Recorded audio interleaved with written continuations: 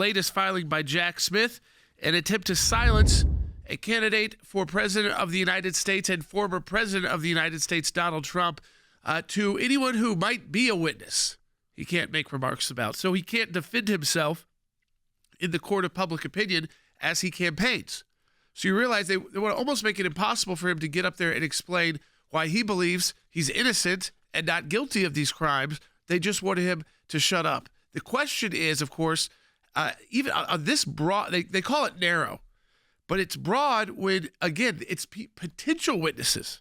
So people you might not even know of right now that you can't criticize or say anything critical about. You got the political rhetoric on one side, but let me tell you what else you have.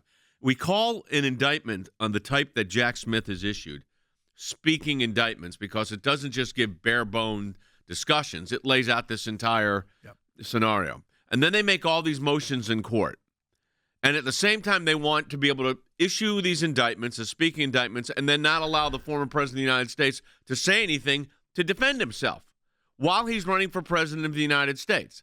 So if you're talking about election interference in the classic sense of what election interference would mean, which is putting your thumb on the scale in some way, this is a classic case of it. I mean, the idea that they can have these speaking indictments accusing the presidents of all kind of things and then not let him speak is ridiculous. Every time it seems like something about, Hunter Biden comes out, then you get these moves.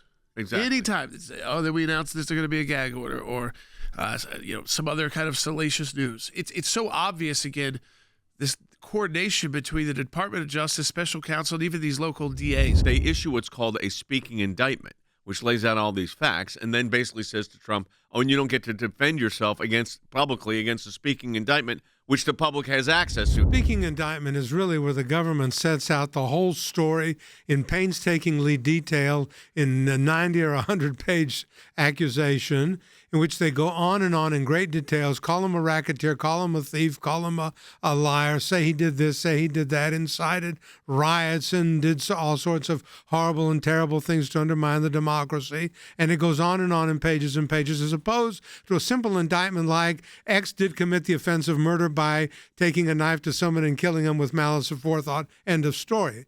So what the speaking indictment does, like a speaking objection, it's a speech. It's a big speech, and they now don't want the president to respond to any of this because they're afraid he may catch someone who might someday be a witness. Well, if that person is, here's what President Trump says, and he's a witness, cross-examine him about that.